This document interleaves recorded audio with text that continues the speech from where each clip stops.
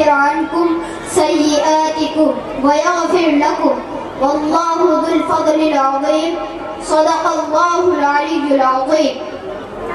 عجب نہیں کہ خدا پر تیری رسائی ہو، عجب نہیں کہ خدا پر تیری رسائی ہو، تیری نگاہ سے ہے پوشیدہ آدمی کا مقام.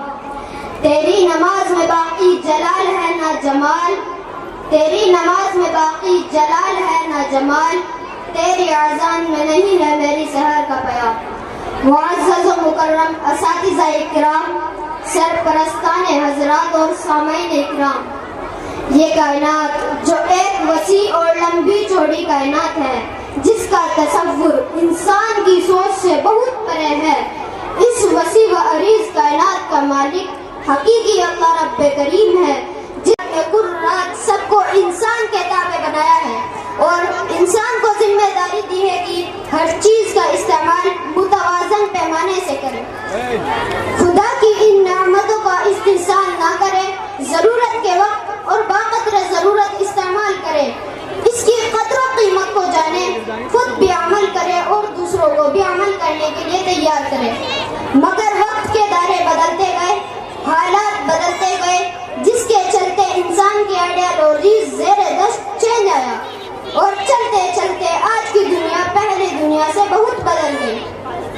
There is a massive difference between the earlier century and the later of century.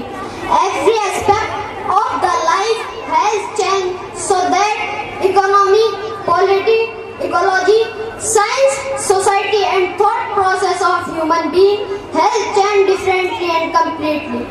میرے بھائی اور بزرگوں، یہ بات کون نہیں جانتا کہ انسان اپنے ابتدائی دور میں چیزوں اور ان کے نیچر سے نابلد اور ناواقف ہوتا ہے. وہ سیکھتا ہے تو جانتا ہے، یعنی اس کی ناخواندگی اور عدم واقفیت علم اور عرفان سے وابستہ ہے. اس کی جہالت کے بارے میں آپ کیا کہیں گے جس کی بہت ساری ملٹیپل لیئرڈ ہو، جسے قرآن نے یوں بیان کیا ہے ظلمن بعضها فوق بعض، جس نے شو کے لیے انشورنس، میوچل فنڈ اور انٹرسٹ جیسے لبھانے والے نام رکھے، جس نے زنا کو لبرٹی اور فریڈم کا نام دے رکھا ہے، جس نے حرام رشتوں کو لیو ان ریلیشن شپ جیسا گھٹیا نام دے رکھا ہے، جس نے خود غرضی کو اپورچونٹی کہہ کر بولی لگوائی.